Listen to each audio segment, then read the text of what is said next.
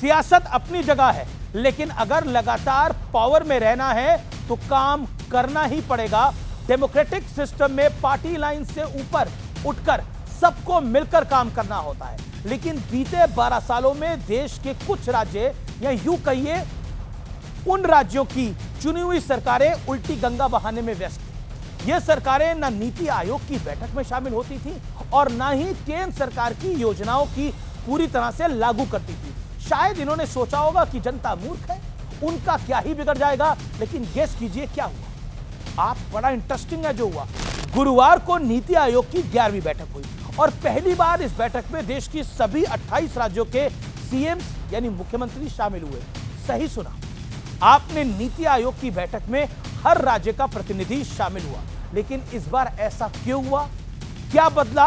विपक्षी दलों के मुख्यमंत्रियों का हृदय क्यों परिवर्तन हो गया? इसकी वजह है, यह जानने से पहले जान लीजिए कि वो कौन कौन से मुख्यमंत्री थे जो नीति आयोग के साथ व्यर्थ का बैर पालकर बैठे थे। नोट कीजिए, बंगाल की पूर्व मुख्यमंत्री सीएम ममता बनर्जी, तमिलनाडु के पूर्व सीएम एमके स्टालिन, दिल्ली के पूर्व सीएम अरविंद केजरीवाल, केरल के पूर्व सीएम पिनरई विजयन, कर्नाटक के पूर्व सीएम सिद्धरामैया। ये सारे वो मुख्यमंत्री हैं जिनका बीजेपी से कोई संबंध नहीं और इन्होंने नीति आयोग से भी कभी कोई संबंध नहीं रखा। नोट करने वाली बात यह है कि अब इन सबके नाम के सामने पूर्व लगा है। सिद्धरामैया को छोड़कर बाकी सबको जनता ने बुरी तरह से चुनाव हराया है।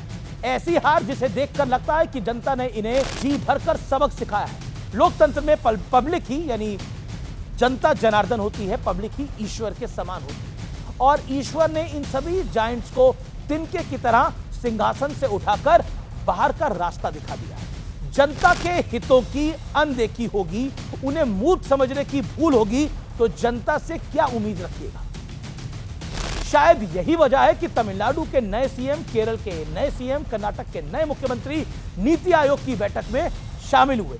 इन राज्यों में आज भी गैर बीजेपी पार्टियों की ही सरकारें बनी हैं, लेकिन नए मुख्यमंत्रियों ने शायद ये समझ लिया कि पब्लिक मूर्ख नहीं है, हमारा जेनजी उकसावे में नहीं आता है, वो बहकाता नहीं है, वो भीड़ तंत्र पर नहीं सिर्फ और सिर्फ वोट तंत्र पर यकीन करता है। क्योंकि अगर आपको गुस्सा है सरकार की प्रति तो आप सड़कों पर लाठी लेके नहीं निकलोगे, आप अपनी उंगली से बटन वो दबाओगे जो आपको पसंद हो। इसलिए जिसने उन्हें उकसाने की कोशिश की है आज वो सभी सत्ता से बाहर हैं और बुरी तरह से हारे हैं, चाहे वो केजरीवाल हो चाहे वो स्टालिन हो। और नीति आयोग की 11वीं बैठक इस बात का जीता जागता सबूत है कि भारत की जनता प्रबुद्ध है।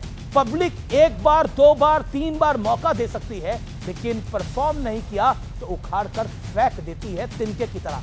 8 फरवरी 2015 को नीति आयोग की पहली बैठक हुई थी, तब 24 राज्यों के मुख्यमंत्री शामिल हुए थे। 15 जून 2019 को 5वीं बैठक में 26 राज्य थे। 2022 में संख्या घटकर 23 हो गई, 2023 में 19, 2024 में सिर्फ 20, 2025 में 24। इन बैठकों में से लापता मुख्यमंत्री ही सबसे ज्यादा शिकायतें करते थे कि केंद्र सरकार उनके राज्यों के प्रति सौतेला व्यवहार करती है। बैठक में आएंगे नहीं, प्लानिंग में शामिल नहीं होंगे, सुझाव देंगे नहीं, मदद हिस्सा हक मांगेंगे नहीं, तो लोगों का भला कैसे हो पाएगा?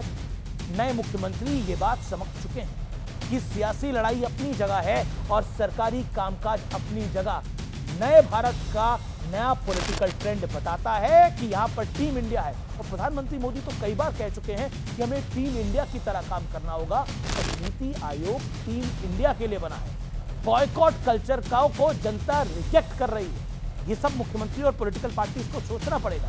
पब्लिक को रिजल्ट चाहिए, जो रिजल्ट देखा उसी के पक्ष में ईवीएम हैक कर दिया जाएगा। 2024 लोकसभा चुनाव के बाद देश की सियासत में यह बहुत बड़ा शिफ्ट आया है। अब परफॉर्मेंस आधारित राजनीति ही चलेगी। जो समझ गया वो चलेगा, जो नहीं समझा उसे जनता समझा ही देती है अपने तरीके से। क्योंकि मैं बार बार कहता हूं, जनता ही जनार्दन है और अंतिम निर्णय जनता ही करती है। चाहे कोई कुछ भी कर ले, मोदी को कितनी भी गाली दी, लेकिन जनता ने उनको तीसरी बार प्रधानमंत्री बना दिया, 25 साल से हेड ऑफ स्टेट बना रखा है। लेकिन विपक्ष के कुछ नेता मोदी का मजाक उड़ाने से आगे ही नहीं बढ़ पा रहे। लेकिन क्या करें, देश आगे बढ़ गया है, समाज आगे बढ़ गया है, लेकिन ये नेता आगे नहीं बढ़े। नमस्कार।